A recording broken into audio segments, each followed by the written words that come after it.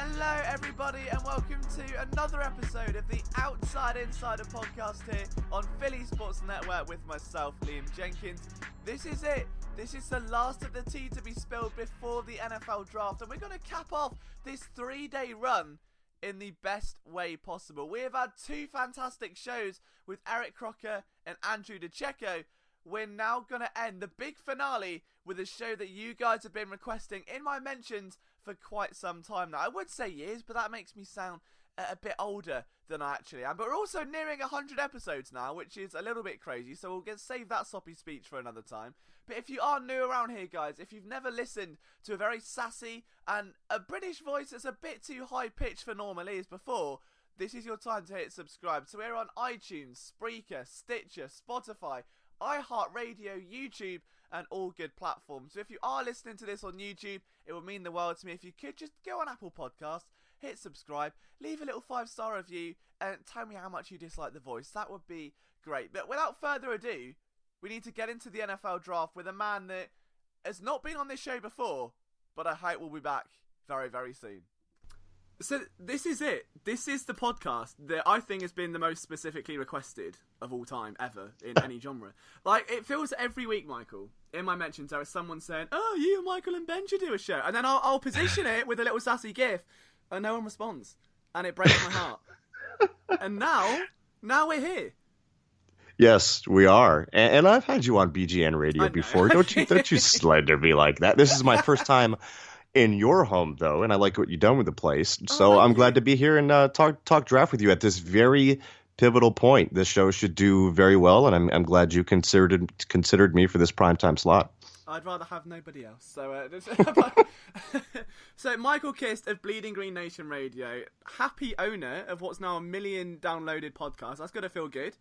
Oh, yeah. It's amazing. First 6 months, 1 million downloads. First 8 months, 855-star ratings. We have a 99% approval rating on iTunes, which is just bonkers, especially when you see all the vitriol people have on Twitter and social media and the anonymous reviews and everything like that. So we couldn't be happier and more thankful for the audience that we've cultivated over there at BGN. It's very well deserved. If you've not checked out the show yet, be sure to go and listen for all of the historical analogies and self-deprecating humour. It's just the best. It's a great show. And, I mean, at least you don't have the problem where I didn't realise there were two different iTunes stores, right? So it kind of makes sense. Having worked at Apple, I should have twigged this. But there's a UK one and a US one. So obviously no reviews on my end are going to come from England. So I had like 2 reviews and I was freaking out. And every week I'd be hammering the table going, "Someone leave a review, like someone leave a comment." And then someone just screen grabbed this like 44 review thing. And I was like, oh, never mind. Sorry, my bad. Yeah, I had no idea either, so I would not have known that. And I know, like, I get confused just calling it iTunes or Apple Podcasts, whatever they want us to call it from week to week. But I had no idea it was like an international thing or, you know, a regional type thing. So it's interesting. I got to see what the UK people are saying about my show. That's what I got to find out next. Chapter 1, just starting up like a massive, like, very stereotypical British thing. So let's get straight into the NFL draft then. Obviously, we're a couple of days away. The show's going to go out on Wednesday. So we'll pretend to be like 0.5 on the scale more excited just because of that. How are you feeling about it? You know, as we get closer, I really start to like not necessarily worry about what happens in front of us, but more about thinking the aggressive moves that like the Philadelphia Eagles could make. And that's exciting. I am very excited just to get this thing underway because we've talked about it for months. We're going to talk about it here more today and try to provide as much insight as we can. It's going to be awesome. But at the same time, like once the real exciting part is when the rubber meets the road, the first pick is in, and then we're just off on a whirlwind for the rest of the night. And like I've said before, I don't take too much stock in trying to predict what will happen because the draft, as we talk about often on the Kist and Solak show, Solak brings it up all the time. The draft is one iteration of 1 million different possible outcomes, and each pick is one massive butterfly effect followed by yet another even bigger butterfly effect. So it's hard to know what the Eagles will do, but I'm just trying to sit back and enjoy it. I'm really excited. I hope they get aggressive and go get somebody in the top 10 that slips, but we could talk about that. Ooh, okay, we're starting off hot. It's a crazy process. I think a lot of people forget that sometimes. So all it takes is a run on a position that nobody really expects. So for instance, not that it would happen, but let's say Josh Jacobs goes between like 14 and 18, then all of a sudden you're thinking, well, if teams now want a running back, they're going to get cherished a lot more sooner. Do they go up a bit? You've got guys rising throughout this process. And I was talking with Andrew DeCecco just recently, that it feels like the opening couple months from January through to March is very much combine. It's very much pro day and athletic traits and RAS scores and all the rest of it. Shout out to Kent on that one. See, we're getting Kent. Yep. And then you hear players rising and falling. And then the last few weeks, it's all character. And it's the team love this guy's character or this guy's motor or he loves football. And that, to me, I was positioning to Andrew, is where you see the biggest risers and fallers. It's the football character guys. Now, we're not talking bongs and, hotboxing with gas mask or whatever it was with Laramie Tunsil, but just in terms of how much a guy does football or how much they're fitting with a certain team's culture can expedite that massively. And you can have a guy like Titus Howard, who was a mid-round pick a few weeks ago, now be discussed in first-round conversations. Yeah, and it's like that for a lot of different players. Rocky Sin had a huge ascension up a lot of people's boards. People are talking about like David Long, the other cornerback, as a potential first rounder. Darnell Savage, who I've loved throughout this entire process, had him 35 on my big board before the combine, rose all the way up to 33 with his elite testing because I already knew he was an elite athlete. And now he's getting potential first round buzz as well. And a lot of it does come down to character. And there's something that we, on the outside have to admit that we have a blind spot when it comes to that. We are not in the meeting rooms. We are not on the chalkboard. We are not conducting these official visits. We are not at the pro day working these guys out, putting them through the workout. So we do have a blind spot with that. And that's why I think, we have different guys rise and fall. I think that's just the media catching up to what's being leaked out. I think the teams, come March are pretty set on where guys are on their board. And then it's just decision making on who you want to take. And then in that case, it only takes one team to fall in love with a guy to take him. So for instance, saying that the Steelers take Terrell Edmunds in round 1 last year, which is a shock to everyone, to say that Terrell Edmunds was a first round lock would just be dumb against that's one iteration of a million different possibilities. So you always have to take that into consideration. I think the other thing you're seeing too now is the medical stuff that starts to get leaked out from all the combine stuff and people coming off board. You see Montez Sweat with his enlarged heart, and teams are going to have to take, from what I understand, extra precautions. Even though they have the machinery in place, they have to make sure that it's readily accessible to Sweat, at all times when he's there. It's a slight adjustment, but you also worry, what happens if something bad happens to this guy in the field? I never wish that on him. I hope he has a full, healthy career. But what does that do to his stock? Last year, Maurice Hurst, and the difference between Sweat and Maurice Hurst went to the 5th round because of his heart condition. Easily could have gone in the 1st round, but he was not allowed to compete in the combine drills, the on-field drills and the testing. Sweat was. How much of a difference does that make? How far could Sweat fall? And we saw that some teams reportedly have him off their board. Well, we saw the same thing about Leighton Vander Esch and his neck last year, and he went 19th overall. Now, were there teams around the Cowboys that had him off their board? Very possible, but the Cowboys weren't one of them, and they were the one team that fell in love with him, so they took him. So again, a million different outcomes, but draft stocks are flying everywhere. Smoke is flying everywhere too. It is legit smoke season. Not everyone is not everyone is positive that Kyler Murray's going number 1 anymore. And then we had that late rush for Baker last year. Kind of feels like the same thing. So yeah, just it's insane, man. Hard trying to suss out what to believe, what not to believe. So let's get to an Eagles standpoint. So they're picking at 25 overall as of right now. If you're the general manager, the world's at your feet, what do you do with that pick? Are you trading up? Are you trading down? Is there a talent that you're a little bit kind of flustered over? I would say, like I mentioned before, that excuse me, that if a top 10, we're getting a bit emotional already. It's okay. Yeah, I'm on this bang energy and I'm slurping it too fast. I gotta keep the RPMs up throughout the day since it's so busy. But apologize for that. But so if I'm the Eagles, as I alluded to earlier, the main thing I'm looking for first, definitely before a trade down, the first thing that I'm looking for, and I'm not saying this is a guarantee, but I'm looking for players that I might have a top 10 grade on that slide into the teens, because the capital required to move up from 25 to 22 or 21, that's going to cost you like a late third, maybe even our early fourth. The capital to move up into the teens is just a little bit more than that.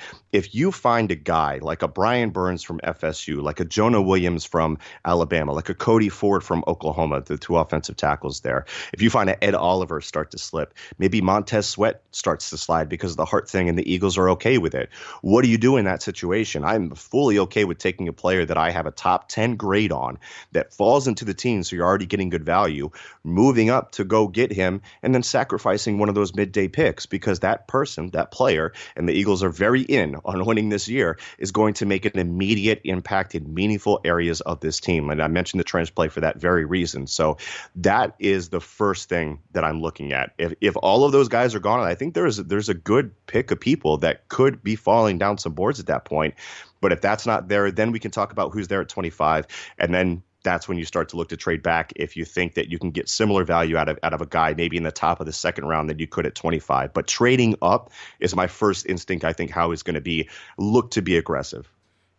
You're the first person that I've spoken to, like in a podcast format, that said that almost positioning that winning now. That I think a lot of people look at the draft and go, oh, it's for the future or it's a long term on the bigger picture. But this roster is so complete that it is about impact players. So with that in mind, is it just, are you hoping for an aggressive draft? Would you rather it be conservative? Because, I mean, the one example I'll give is offensive tackle, right? So, for better or worse, Halapoulivaati Vaitai, in my opinion, is still a serviceable backup. He's played right, he's played left, he's doing the hokey cokey, kind of goes wherever, that's fine. The drop between himself and Mailata, I think, is where you want to find a player, because no one really knows how long it's going to be until Mailata plays a meaningful snap. No one really knows if he's going to be a starting talent or when that's going to be. So you want to find someone that, if Vaitai is called into action, that you can kind of lean on in the way they did with Vaitai in his rookie year and beyond. So that's where I'm looking at a guy like Yodny Kajust or something, or someone like that. But would you view that in a more aggressive way? Would you go up for a Cody Ford instead? Like, what would the rationale for that one be? Am I wrong on that front, or?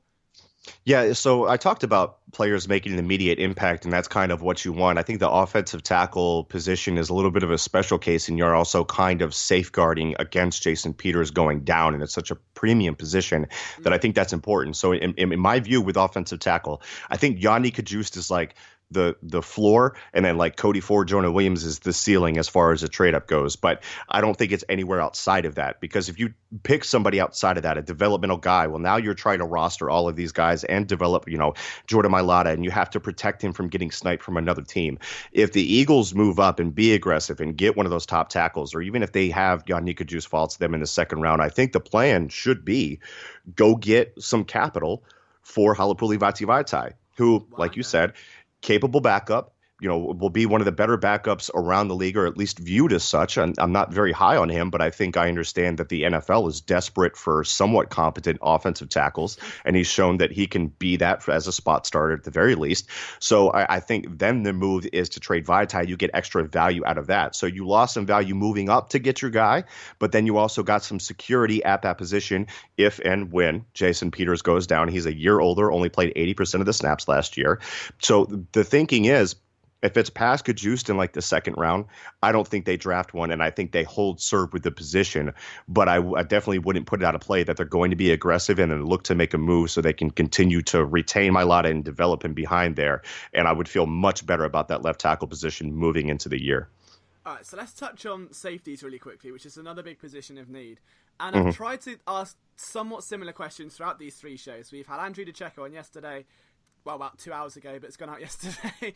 And He's then we've great. had Eric Crocker as well. So both of them have consensusly said that Juan Thornhill is like their top safety, like without a doubt. So at 25, given how much movement there is, if you're choosing between, let's say, Chauncey Gardner-Johnson, Nazir Adderley, Darnell Savage, and Thornhill, like which one of those four? Because all of a sudden they're not that far apart in terms of anything, really.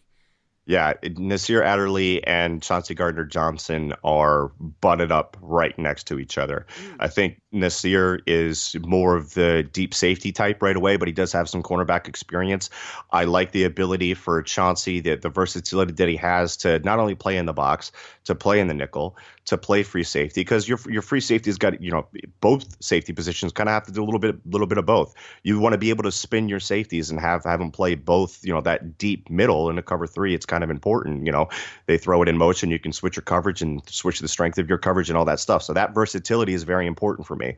So I could definitely make a case for Chauncey there. I'm a big Nasir guy, so that'd probably be my pick. But honestly, at that point, you're splitting hairs. When you're looking at 25, okay, should I get a safety that I have similarly ranked as maybe a defensive lineman, say like a Cleveland Farrell from Clemson Falls or something like that, or because of the depth of the safety position, I believe in the second round? Because there are 8 guys that I could argue you could pick up to the second round and you would get really good value out of them. It's really stacked in that position. You mentioned Juan Thornhill. I've already mentioned Darnell Savage getting first round hype. Jonathan Abrams is getting crazy amount of hype. Amani Hooker from Iowa is really good. Taylor Rapp from Washington. It's pick your flavor type of deal. So I think you can kind of wait on safety. However, if you see a guy and if you have Chauncey Gardner-Johnson graded really highly and you sit at 25, yeah, absolutely, go get him, and then deal with the fallout later if it's that much of a difference on your board. Now, we talked about the immediate impact thing, right?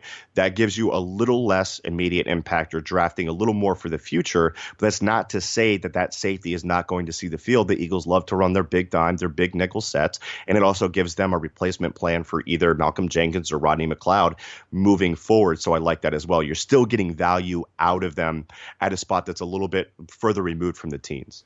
All right, so wide receiver, I think, is something that we should both touch on, purely because I think it's one of the most confusing positions now to evaluate on this team. Yeah. Because as of right now, the team is still committed to Nelson Aguilar, $9 million. It's a big hit for a slot guy. And talking of big and slot, that kind of coincides with what the Eagles are doing at the minute. They're meeting with a lot of the bigger slot guys, potentially A.J. Brown, Jalen Hurd out of Baylor. There's a couple of names circulating there.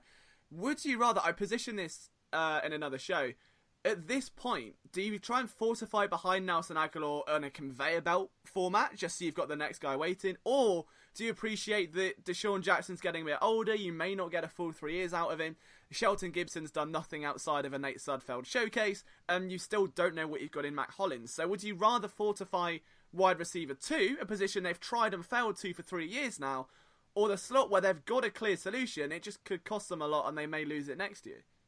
Yeah, it's interesting with Nelson Aguilar. If you take out his snaps, right, let's just say that if they draft a wide receiver that he's on the move, it would make a lot of sense. I'm a big Nelson Aguilar supporter. That hive is getting thinner and thinner by the day, it seems, probably because it looks like the Eagles are going to move on from him. So the Eagles fans are emotionally detaching themselves from him, which is fascinating to see. Up, you just start making arguments. Oh, you've changed your channel again. Just start... Yeah, exactly. So I see that some of that happening. But if you take out Aguilar, last year you take out Golden Tate snaps from the slot, you take out Jordan Matthews, you take out Kamar Aiken, you take out all these different slot reps. There are 610 slot reps left to fill for next year. Now, obviously, Zach Ertz and Dallas Goedert spent a decent amount of time in the slot. I think Zach Ertz, off the top of my head, I think it was at 54% from the slot. Goddard was more like 30%. You could see a slight uptick there. But either way, you were talking about 600 snaps. Now, who's going to take those snaps? Well, DeSean Jackson, nobody used DeSean Jackson less in the slot in his career than they did in Tampa Bay. He was around 16%. I could see that number boost back up to about 30, 35%, stretch the seams, work underneath with Goddard and Ertz, right? Makes total sense. So it depends on what type of receiver they bring in. If they bring in a Marquise Brown, then obviously I think he's going to get more slot reps, even though he only got 85 slot reps at Oklahoma. 8 of his 10 touchdowns came from the slot. Over 40% of his yards came from the slot. Over 40% of his catches came from the slot. He had 7.45 yards per route run from the slot. Per route run, not per target, not per catch, per route run. That was 2.2 more than any other player coming out in this class. So I think he can be extremely efficient from the slot, and it also eases the concern of playing him outside where he's going to have to deal with more press. Now, his releases are really good, but if I had my choice, I'm giving him less contact. I'm giving him more free releases. I'm putting him in the slot. Now you've got Marquise Brown in the slot. You've got DeSean Jackson wherever, and you have to account for Alshon Jeffrey, Dallas Goedert, Zach Ertz. What is the defense to do? Where do you deploy the deep coverage? Where do you give the help? Who do you bracket? It presents a lot of problems, and I'm not very high on Marquise Brown, but I do think it presents some very unique problems for defenses. Now, if they go with a bigger guy, then I could see even more slot snaps for DeSean Jackson. They might even keep Aguilar and let that happen there. But either way they go, I think with the visits that we've seen, I think they have an idea of where they want to be, where they want to go, what kind of speed they want to add to the offense, or at least hold serve with the speed, replacing Nelson Aguilar's 4.43 speed with something similar. So I can see the plan there, and I think the idea is stretch the seams, stretch the heck out of the seams, and then work underneath all day with your tight ends. So either way, no matter what they do, I've run through several different scenarios, and I wrote this up for bleedinggreennation.com. You can see the thinking behind each if I'm guessing right. It's interesting that you mentioned the seams from a slot standpoint, because I made a bold prediction, must have been a month or two ago now, about drafting a tight end early. Because it's got several reasons, but one of the main ones being that I feel a lot of people downplayed the injury to Richard Rodgers last year. Massively. Yeah. 13 personnel sets were so key in that 2017 run, especially with Brent Selleck involved as well, with Trey Burton being as elusive as he was. Obviously, he didn't get that grand payday for nothing. So you then have Dallas Goedert, who for 3 weeks was used as nothing. He was sat on the sideline playing Sudoku. Josh Perkins was doing something, presumably. And then you're just left with Ertz and Goedert, which is fine. They're able to kind of use some nub tight end sets and get them all involved in blocking, and Goedert became a great blocker towards the end of the season. But you still lost a lot of that flexibility. If both are on the field, it's still narrow. It almost funnels down, so to speak. I would not be too I'd be a bit more impartial to, let's say, a name like Irv Smith to the Eagles. Okay, have a 13 personnel set, because then what do you do if you've got Ertz, Goedert, and Smith all on the field at the same time? And I would say Noah Fant. I think that's a bit more unrealistic. But is it that far fetched to imagine that would be the new wave? Like if you think of the NBA, everyone wants the new bubble, right? Like the 3-point bubble became a thing, then everyone started building 3-point teams. Now it's become elusive, electric running backs. No one wants the big north-south guys as much anymore. We're seeing guys who can do it all becoming the new cash grabs. So would it not be too far-fetched to say that a third tight end that you can field regularly would then take the weight off of if you lose Aguilar anyway, because that slot's going to be filled up? Then you've still got Alshon Jeffrey one side, DeSean Jackson the other. It just takes the weight off the receiving problem, and it opens up far more over the middle. Or is this a little bit too much? No. I think you're on a right track there, because that's another option. That's another iteration of what the Eagles offense could look like with the options that they have, because they have so much flexibility in the draft. They could go in a lot of different directions. The point that you're making is kind of what the Patriots did in the Super Bowl, and that played plenty of good dividends. I mean, it played well against the Chargers, who went really light on defense. Yeah. And as defenses get lighter and lighter, you're starting to see that maybe offenses that bring more poundage on the field with guys that still have some receiving ability can be really effective against that. Now, defenses are trying to, for instance, like the Jacksonville Jaguars really struggled against 12 personnel sets. So what do? They go out and draft Ronnie Harrison. They run a bunch of big nickel to try to ease the burden on that defense, because it does stress them out. So one of the suggestions that I made, I just put it out there. I don't think this is going to happen, but I think it's a very interesting conversation because of that reason and the points you bring up. What if Noah Fant's sitting there at 25? Yeah. Do you just completely dismiss him because you already have two different guys? He can run a lot of routes from the slots. You can play him outside. You can move him all over the place. He's not as good of a blocker as a Irv Smith. I like that suggestion because he's a more complete picture type of guy. You can line him up in line. You can still put him in the slot. You're probably going to get more dynamic receiving production out of Fant. That's why he's ranked higher. But at the end of the day, you're talking about building a philosophy, and I think that's one that can't really be ignored. And if the Eagles got ahead of that trend, it wouldn't surprise me with how forward-thinking they are. So I definitely think tight end should not be off the table. If a really dynamic one falls to them, they have a conversation to make. Again, the draft is a million different iterations. They could want to add speed at 25 with Marquise Brown.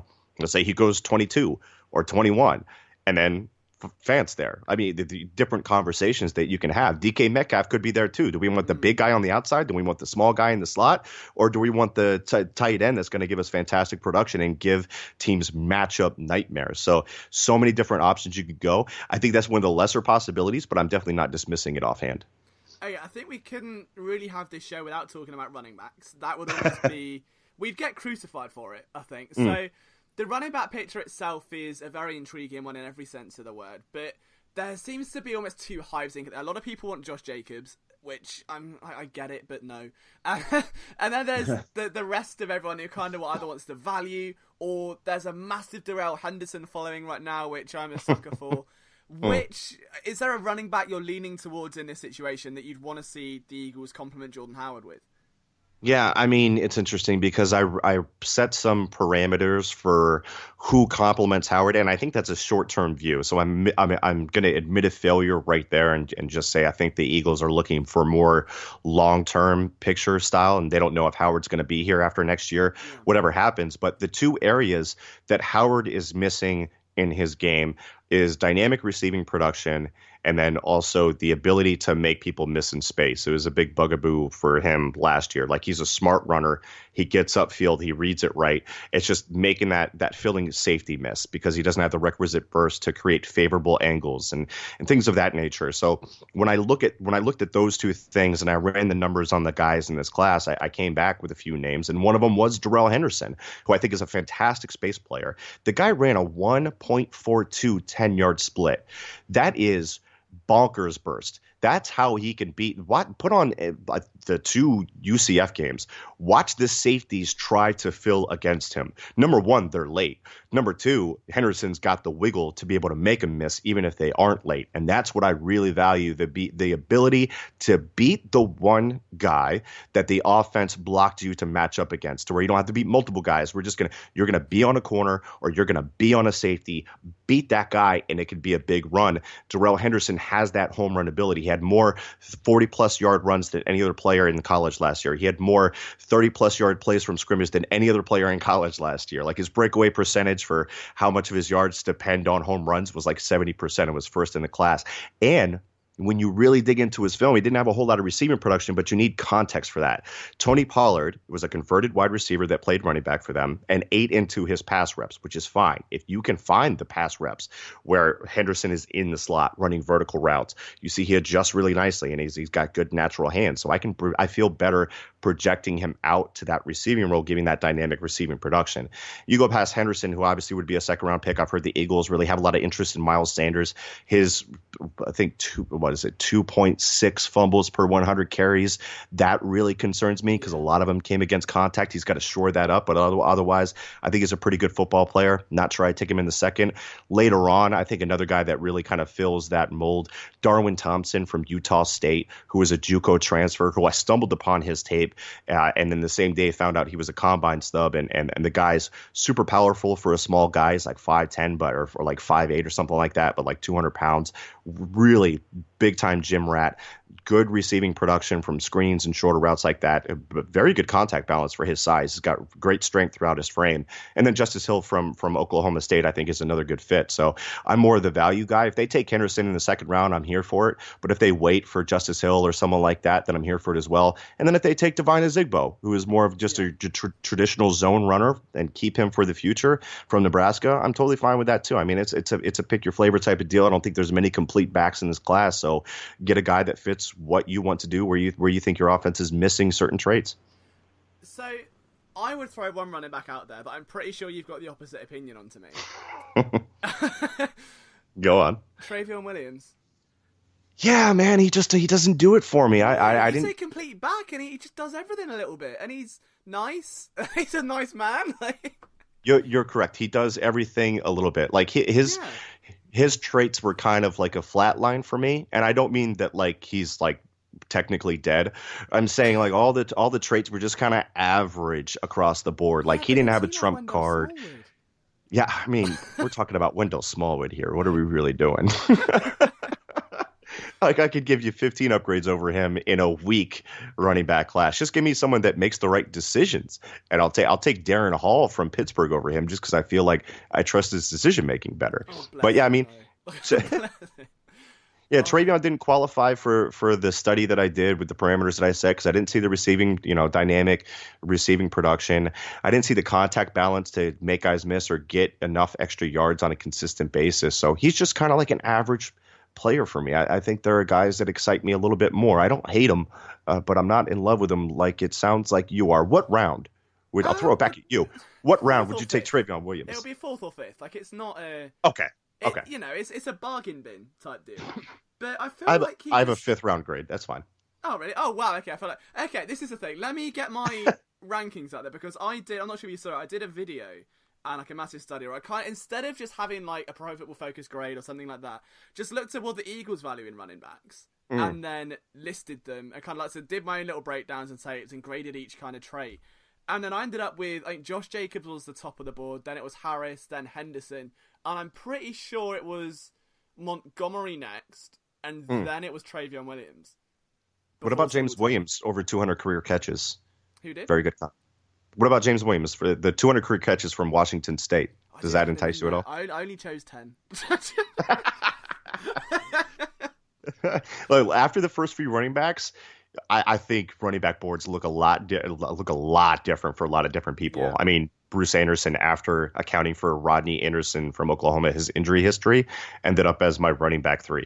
Okay. I'm pretty sure I'm like one of the highest people on him right now. So I won't necessarily argue with you, but I can see where you're going with that, because the guys that you mentioned do kind of fit what the Eagles look for from the running back position. Okay, let's talk really quickly. We couldn't have this podcast without the Ronald Darby question.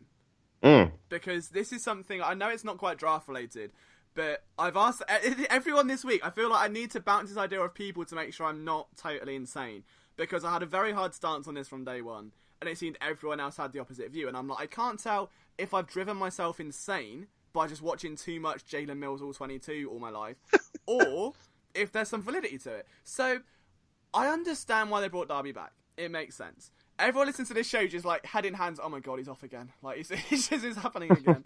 But it's the tackling, it's the fact that I think in any other scheme it'd be perfect.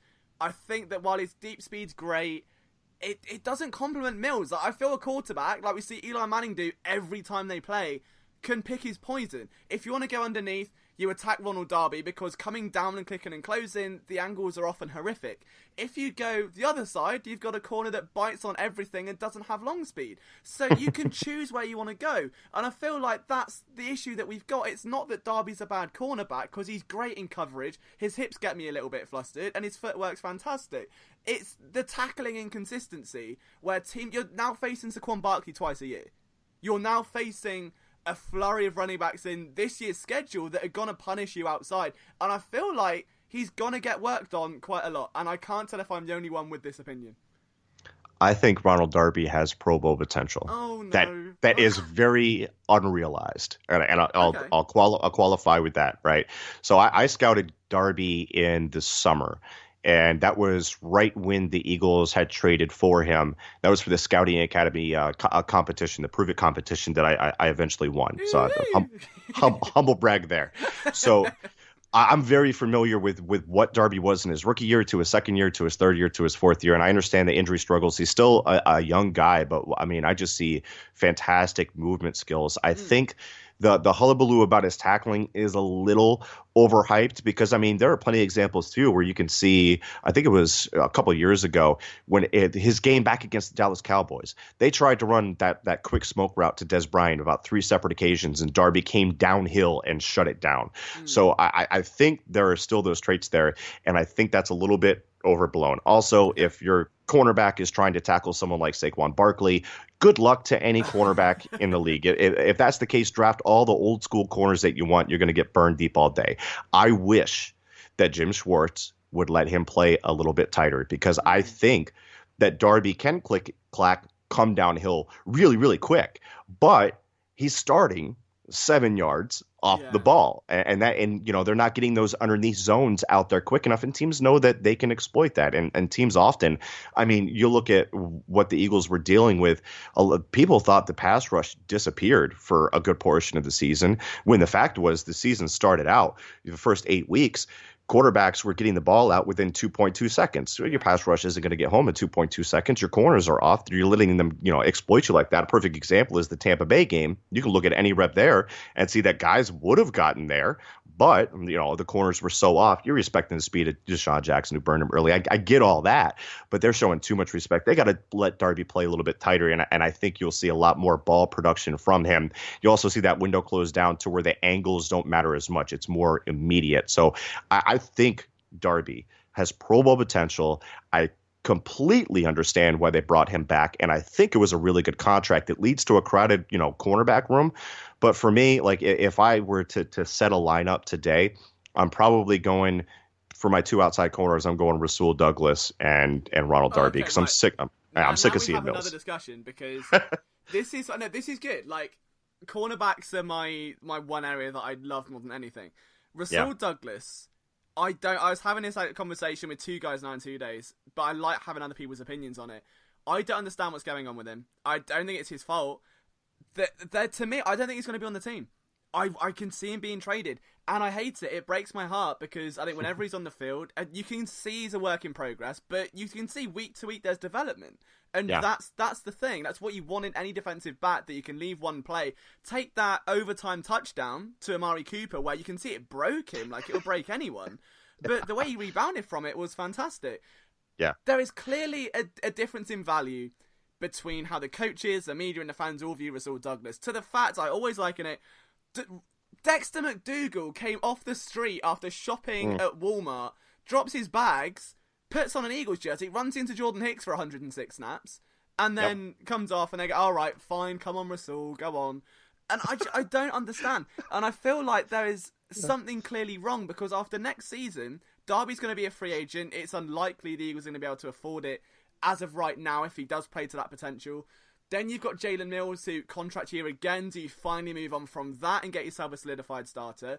Then you've got Sidney Jones with injury concerns, Avonte Maddox, who could move to safety, and Rasul Douglas, who should be a building block and is instead just being kept in a dark corner, being beaten. I don't get it.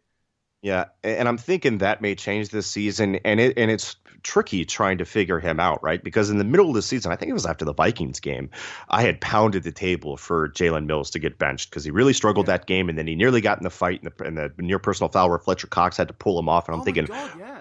Why are you bragging on the same drive where you're the reason you're down in the red zone? Like that's on you, bud. So stop talking trash to the guy that just burned you. Anyway, that's a whole nother thing. But part of the reason I wanted to see him benched was because I wanted to see what Rasul had, and the coaching staff seemed very resistant to that. Now, I understand part of that when you see the early games from Rasul Douglas because you saw some freelancing, I think.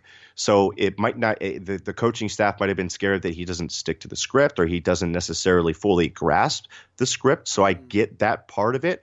But over time, I think what you saw them do is they gave him a little more freedom pre-snap to go and press somebody, to go be comfortable with what he is. Because like he doesn't necessarily like really fit what the Eagles like to do. They like to play a little bit more off coverage, and he's like an in-your-face guy. That's what he was in college. So like the fit's weird. But they let him kind of pick and choose when he would go up and press. And here's the thing. If I'm looking at Rasul Douglas versus Jalen Mills is a guy that gives up a ton of yardage and all this stuff, and then he locks it down in the red zone. Hooray. But 20 to 20s. Right, exactly. So, yeah, it's not exactly hard. So, he's, we'll give him credit there, but we'll also give it context of 20 to 20. A lot of times he's the reason they're in the red zone, right? Yeah. So, going back to that Viking story. But with Rasul Douglas, yeah, he might get beat up a little bit. He's not the most fluid athlete, right? He's still a little bit raw, needs a little bit of development. The ball skills are fantastic. Oh, nice.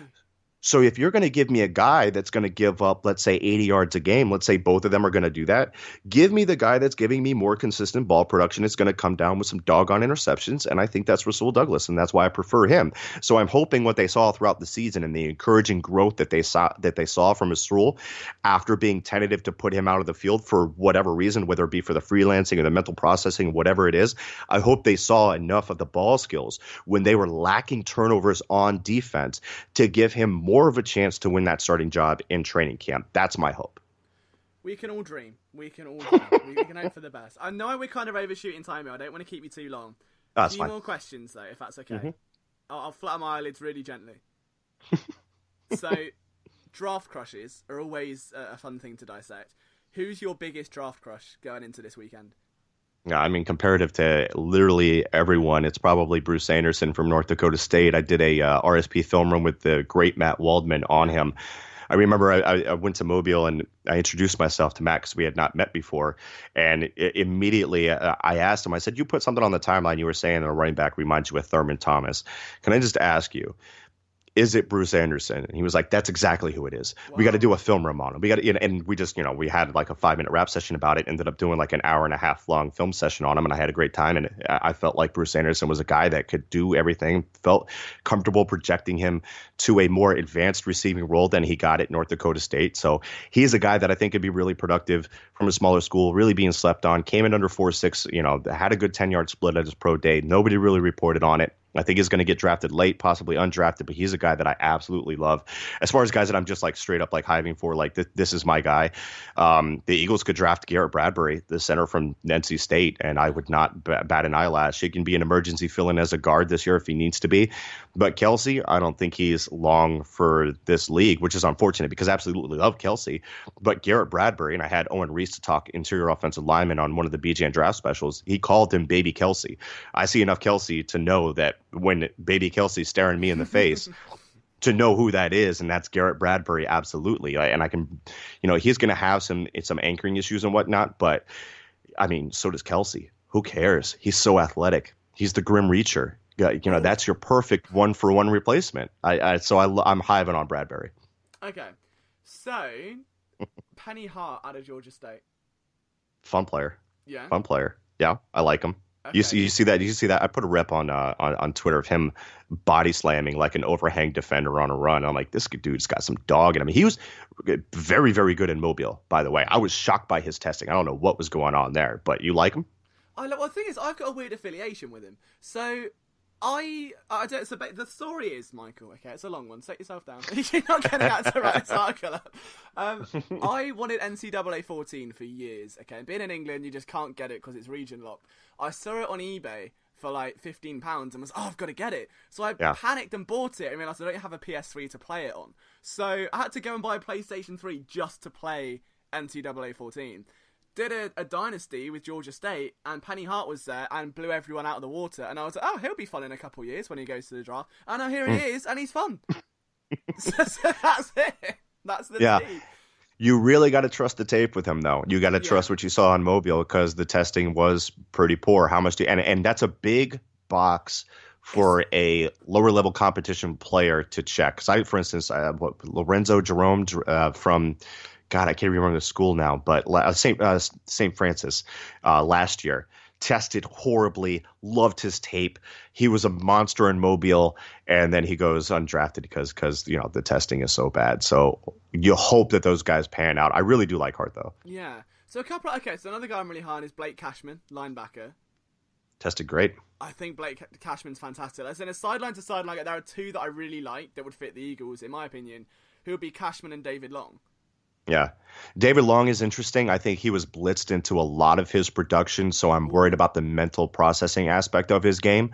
I can see the traits that are enticing. I'm a little worried about his take on stuff too.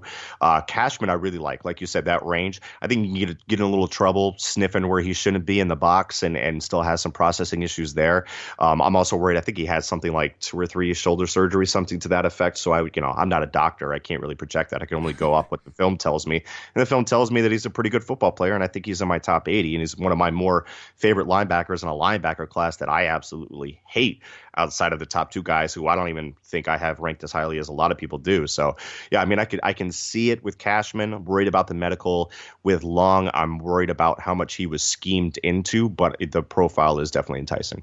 The other draft crush I have that I think I need your opinion on is Jimmy Moreland, cornerback. Scrappy. Yeah, I love it. But the knock on him I didn't realise is that he's 5'11", but his pro day measured at 5'9". Yeah, he's tiny, man.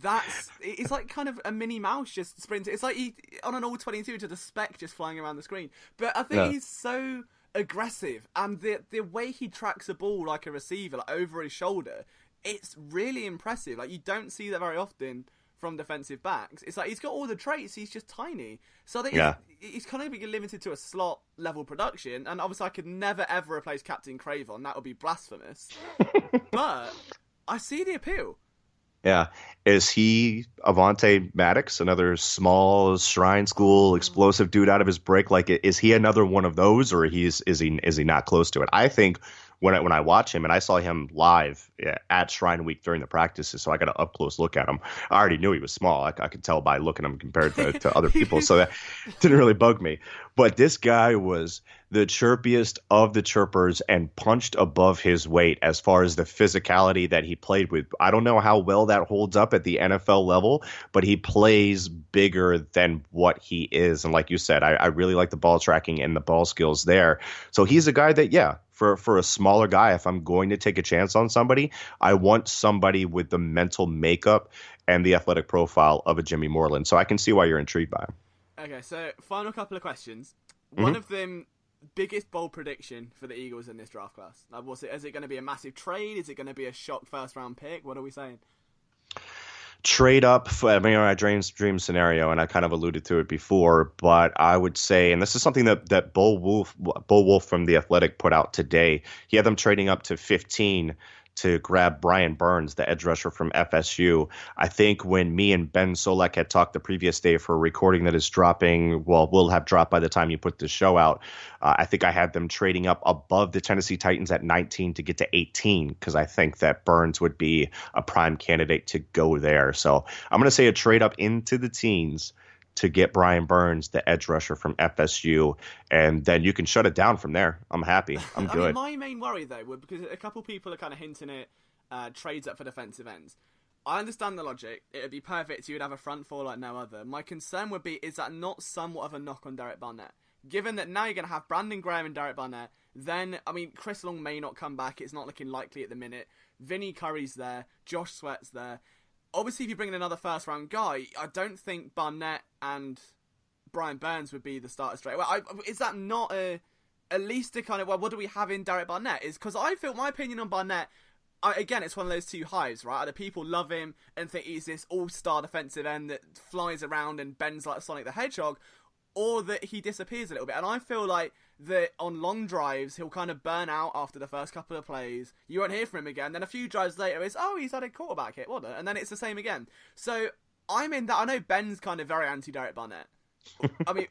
Is it not enough if you go and get a Brian Burns or a Montez Sweat? Is it not a bit of a, we're not too confident in Derek Barnett, so here's another all-star on the outside? It would be sort of a referendum on him, and I was kind of in Ben's camp when it comes to that. I thought Barnett had a second-round grade for me. I thought he could be a solid, productive player, but nothing too splashy, and I thought 14 was too rich for my taste. Now we'll see. But at the same time, are you going to not draft Burns because you drafted this guy a couple of years ago, and he played decent as a rookie, but then his season ended short the next year? How has his progress come along? How has his development come along? How confident do the coaches feel that this is a surefire hit?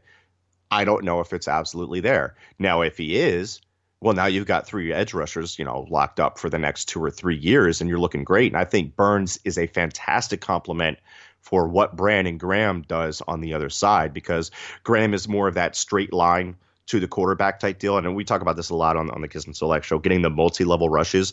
You used to see it with Von Miller and DeMarcus Lawrence, where Von Miller is the guy going outside, and then DeMarcus Ware. DeMarcus Ware is pushing the pocket in a more linear fashion, so you're getting two different levels of rush, and I think that's what you get with Burns and Graham combined. So I can't see just having Barnett precluding them from taking who I feel is a top-tier edge rusher in this class with a much higher ceiling, who just turned, by the way, happy birthday to Brian Burns today.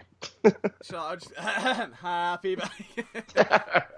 Okay, so final question. We're going to say, if you haven't watched an episode of Game of Thrones, just mute this podcast now, turn it off, because it's probably going to be a potential spoiler. This is your one warning. Don't shout at me otherwise. Projection for next week's Game of Thrones episode. Is there a bold prediction how it's going to plan out? Because there's some wild ones going around the Twitterverse right now. Yeah, my theory for a while, and we already know that this is going to be one of the most expensive, longest battle scenes in history once this Battle of Winterfell starts to get started. So I'm already hyped for that. I'm really fascinated by the potential story arc that they might be laying out, that I've often wondered about, that Daenerys could turn sort of mad, kind of like her father did in his 30s after the Defiance of Duskendale, and because he was a good king before that, and then like a flip switched, and all the incest and everything that goes along with that. But if Daenerys doesn't trust Jon to where she thinks Jon is trying to take over, and something goes weird, man, and the dragons trust Jon more than they trust her because, he's their daddy, technically, I guess. I don't know how that works with dragons. I don't know. But that's fascinating to me if Daenerys makes a heel turn, because she's always been a little bit extra. And you saw it when she burned the Tarleys. I thought, wow, that's a little bit too much. And people have always had to tamp down her natural urges. What happens when they can't? What does that look like? So that's something that might be kind of off the wall, but boy, would I love to be proven right over the years on that. See, I'm kind of with you on this one. So my scenario, how it pans out, okay, is somehow they win the Battle of Winter. Everyone's like, woo, yeah, win. Yeah. And then my voice shouldn't go that high. Okay, Daenerys is still going to be on a dragon. She's going to fly down. And then she's going to command the dragon to burn Jon. Because the last thing that she said when Jon was like, oh, I am Targaryen, lad. And she's like, oh, what about the throne, lol? Right? Yeah. That doesn't help anyone. So no one mentioned all the sex they were having either, which was weird. But yeah. She went straight to that. She was like, oh, so you're going to come for my throne? Yeah. Right? So she's going to get a bit annoyed, and she's going to try and burn Jon with the dragon, thinking she's done it, or she's like, it's amazing, I'm the queen, whatever, rally to me. And then Jon's just going to get up naked, unburnt, because Targaryen. Yeah. Right? Exactly. And then everyone's going to go, oh, shit, and then they're going to kill Daenerys. Yeah, let's see if you're a real dragon. Burns him. He comes out unburnt, floppy wiener, just like they like to do on Game of Thrones. Hang it everywhere. It'll be the most vintage Game of Thrones thing ever. So, Michael Kist, thank you so much for coming on today's show. It's been a bit of a roller coaster, but a very fun one. Yeah, absolutely, man. This was a great chat. I appreciate you, little flirt. If you're not following Michael already, Michael, where can people catch your work? Michael Kist NFL on Twitter. That's KIST. BleedingGreenNation.com. And then if you put in Bleeding Green Nation into any podcast app, we should pop up. Like I said, man, join the 99% approved by critics Eagles podcast. Yeah, see, someone left a 1 star on mine, and it's down to 4.5, and I'm so disappointed. I'm disgusted. You know what's? Someone left a 1 star, but they kept leaving this negative review because I guess that they hate one of our hosts so much that they decided to really grind that axe. I was able to report it as spam, and eventually it actually worked. So now we're less 1 star review. See, baby steps, right? 1 down, 7 exactly. Well, Mike, thank you so much for coming on, my man. It's been a pleasure, and enjoy the NFL. What were your plans for the draft? Have you got anything special planned? God, man, just to sit here and chew my nails and pace around the living room, and then a bevy of work once the pick hits. So I'll be doing it from home, working from home in my underwear. No one needs to know that, but that's what's going down. That's the dream. See, I always panic before the draft as to how to format it. Do you go straight in with, after every single pick, crack out the laptop and write as many words as you can, or do you do it round by round? And then the worst one was last year, where I was on the train home from my old job, and it was during the second round when Dallas Goedert was picked, and I lost signal because I live in the middle of nowhere, and I was having to tweet, and it came out 7 minutes late saying, Dallas Goedert, and I was like, just give up, Liam, just don't bother. Just, next year, be alright. Hopefully they don't trade out again. See you next week.